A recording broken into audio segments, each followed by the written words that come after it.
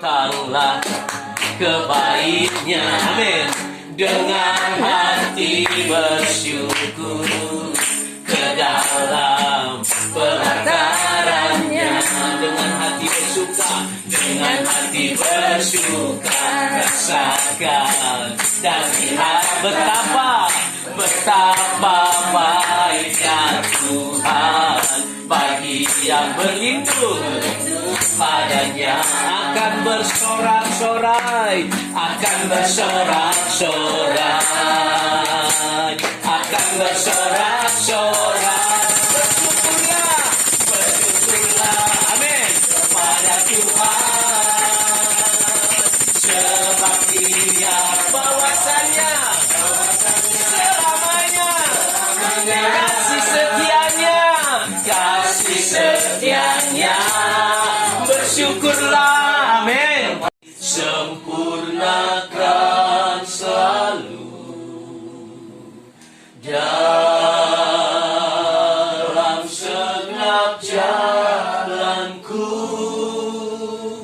memuliakan namaku, mau sepertimu. Ku mau sepertimu, Yesus, disempurnakan selalu dalam segenap jalan, memuliakan namamu.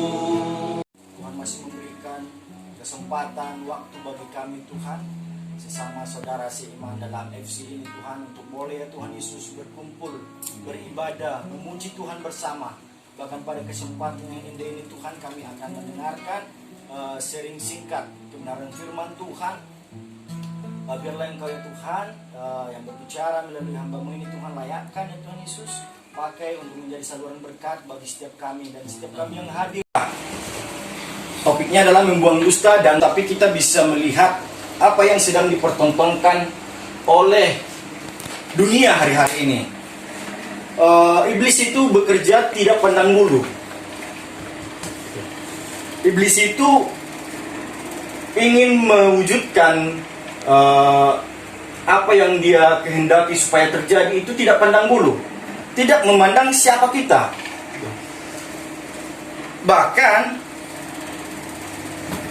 sasaran empuk daripada iblis itu bukan hanya jemaat atau orang-orang yang tidak mau beribadah. Bisa saja iblis itu lebih giat ingin memakai para orang-orang yang dekat dengan Tuhan. Terlepas itu dia pelayan Tuhan, dia pendeta, mau pendeta besar sekalipun, iblis pun ingin mencoba memakai dia untuk menjadi alatnya.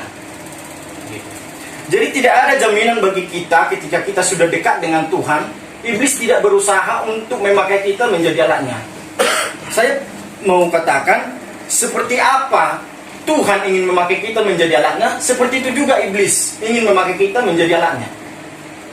Hanya saja kita pegang yang mana. Kan begitu ya? Kita mau pegang yang mana? Kita mau dipakai sama siapa? Hidup kita ini, selama Tuhan kasih kita kesempatan hidup di bumi ini, kita mau mendedikasikan hidup kita ini untuk siapa?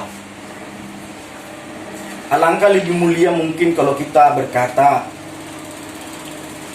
Tuhan, pakailah saya, kan begitu. Kalau ada sebuah pujian berkata, hidup ini adalah kesempatan, oh Tuhan, pakailah hidupku. Namun pertanyaannya, sudahkah kita melakukan lirik sepenggal lirik lagu itu? Sudahkah kita benar-benar menjadi alatnya Tuhan? Saya tidak berbicara seberapa besar Tuhan sudah memakai kita, tapi bahkan Tuhan lebih bohong, tidak benar, penuh tipu muslihat atau kecurangan, Tuhan menghendaki kita untuk berkata benar dan berlaku benar. Kalau kita berdusta atau berbohong, maka saya katakan sekali lagi, kita sudah menjadi alat iblis. Kenapa saya katakan begitu? Dalam Yohanes 8 ayat 44 berkata demikian. Ia adalah pembunuh manusia sejak semula dan tidak hidup dalam kebenaran, sebab di dalam dia tidak ada kebenaran. Apabila ia berkata dusta, ia berkata atas kehendaknya sendiri, sebab ia adalah pendusta dan bapa segala dusta. Maksudnya adalah iblis. Bapa segala dusta itu adalah iblis. Jadi ketika kita berdusta atau berbohong, maka tidak bisa kita bantah, kita sedang dipakai iblis. Terlepas skala kecil atau skala besar kita lakukan kebohongan itu. Saya kasih contoh tadi, misalkan dalam rumah tangga, dalam pekerjaan, kita tidak boleh bohong. Kayak saya punya komitmen, dalam hal sekecil pun, khususnya dalam berumah tangga, saya mau belajar, saya hidup jujur. Khususnya kepada istri saya. Misalkan hal kecil, ketika sekali lagi saya katakan bahwa kebohongan itu, ketika kita terjun dalam satu kebohongan, maka itu akan melahirkan kebohongan-kebohongan yang lain. Kebohongan itu seperti mata rantai. Ketika kita tidak berusaha untuk memutus, maka itu akan terus berkesinambungan. Satu kebohongan akan menutupi kebohongan-kebohongan yang lain. Ketika kita berbohong satu, untuk menutupi kebohongan ini, kita akan melakukan kebohongan yang lain. Nah, untuk menutupi kebohongan yang dua ini, kita akan melakukan kebohongan yang lain lagi. Tapi ketika kita berusaha untuk memutus satu kebohongan, maka itu selesai, finish. Tapi ketika kita tidak berusaha untuk menyelesaikan satu kebohongan, maka percayalah, hanya berbicara waktu. Mungkin tidak dalam waktu dekat kita melakukan kebohongan itu, tapi imbasnya mungkin butuh berapa lama waktu untuk menutupi. Misalnya kebohongan satu terbongkar, mungkin dalam waktu yang lama, tapi untuk menutupi ini kita akan membuat kebohongan lagi gitu. Jadi jangan sampai kita terjerumus dalam perkara dusta atau kebohongan ini, Bapak Ibu. Nah, yang kedua, marah.